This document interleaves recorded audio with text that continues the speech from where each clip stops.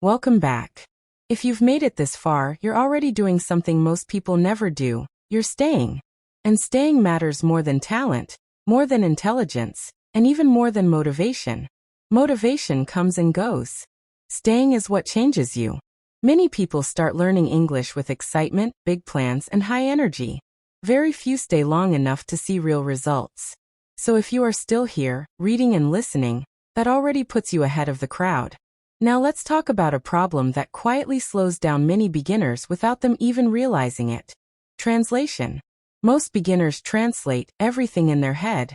They hear English, convert it to their native language, think about the meaning, then translate their answer back into English. This process is slow, exhausting, and frustrating. It's like trying to run while carrying heavy bags on your shoulders. You can move, but you'll never feel free. You'll always feel tired, stressed, and behind others who seem to speak naturally. The reason translation feels safe is because it gives the illusion of understanding. You feel like you are controlling the language. But in reality, translation creates distance between you and real communication. When people speak to you, they don't wait for your brain to translate. Real conversations move fast. By the time you finish translating, the moment is already gone. The goal is not to kill translation overnight. That's unrealistic and unfair to yourself. Your brain has used translation for years. You can't just tell it to stop and expect magic. The goal is to reduce it step by step, slowly and naturally. Think of it like learning to ride a bike. At first, you need support. Over time, you let go. One powerful way to reduce translation is to attach English directly to images, actions, and feelings instead of words from your own language. When you hear the word coffee, don't think of a translation. Picture the cup, the smell, the warmth in your hands, the first sip in the morning. When you hear tired, remember how your body feels after a long day. Language lives in meaning, not in dictionaries. This is why stories are so powerful. Stories create pictures in your mind. They give emotions, movement, and context. When you follow a simple story in English, your brain starts connecting ideas naturally. You stop thinking about grammar rules and start understanding the message. That's real learning. That's how children learn their first language, and that's how adults can learn a new one too. Now let's talk about speaking anxiety, which hits beginners very hard. Many people understand English quite well, but when it's time to speak, everything collapses. Their heart beats faster. Their mouth feels dry. Their mind goes blank. Suddenly they feel stupid, even though they are not. This reaction is not about English. It's about fear. Fear of sounding wrong. Fear of being judged. Fear of making mistakes. These fears are normal. They are human. But they become dangerous when they stop you from practicing. The truth is simple and uncomfortable. Everyone who speaks English made thousands of mistakes to get there. Native speakers included. They mispronounce words. They forget words. They say the wrong thing. Mistakes are not a sign of weakness. They are proof of effort. One practical technique to reduce speaking anxiety is controlled speaking. Instead of trying to explain complex ideas or sound intelligent, start with short, clear sentences.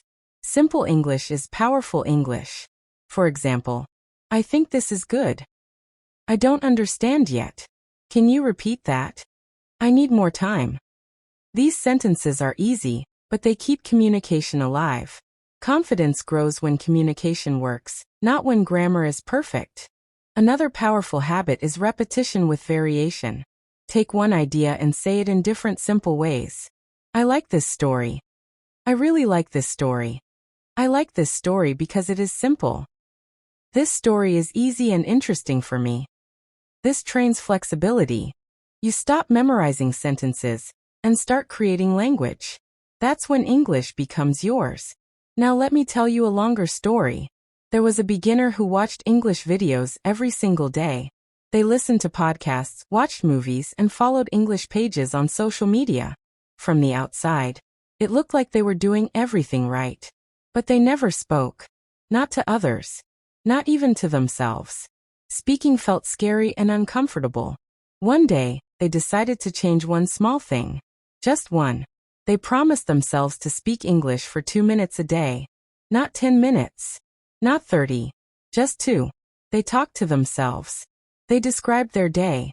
They said simple sentences out loud. At first, it felt strange and useless. 2 minutes felt too small to matter. But after a few weeks, something changed. Words came faster. Sentences felt lighter. Fear slowly started to lose its power.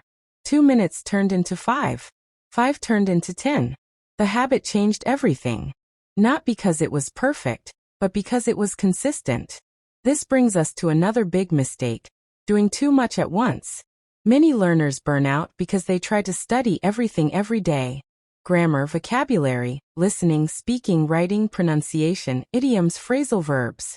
Their brain gets tired. Their motivation drops. They quit. Consistency dies under pressure. It's much better to focus on one main skill per day and keep the others light. For example, one day you mostly listen. Another day you mostly speak. Another day you read and learn new words. You still touch the other skills, but gently. Balance creates progress. Pressure creates quitting. Let's talk about pronunciation, another topic that scares beginners. Many people believe they must sound like native speakers to be good at English. That belief causes stress and disappointment. The truth is simpler. Your goal is clarity, not perfection. If people understand you, you are successful. Accent is not a problem. Unclear speech is. Instead of trying to sound perfect, focus on rhythm and stress. English has a natural music. Some words are stressed, others are soft. Listening and repeating short sentences helps much more than studying pronunciation symbols for hours. Your mouth learns by doing, not by reading. Speak slowly, clearly. Give yourself time. Another important mindset shift is this: English is not separate from your life. Many learners think English only exists in books, classes, or study time. That's a mistake.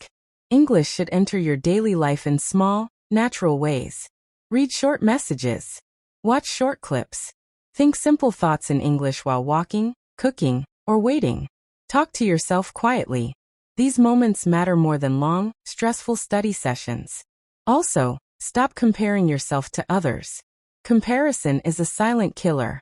You don't see other people's struggles. You only see their results. Your journey is yours. Your pace is your pace. Progress is not a straight line. Some days you feel smart. Other days you feel lost.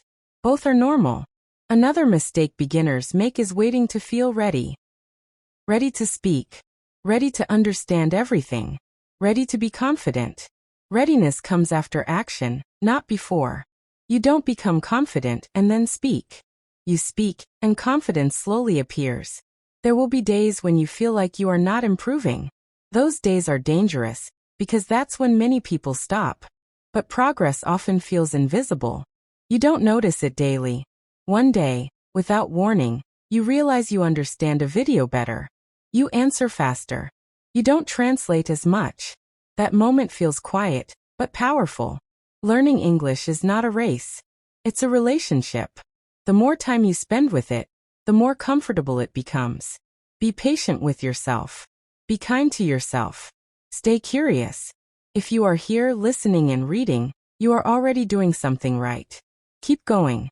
You're building something real, step by step, word by word, day by day.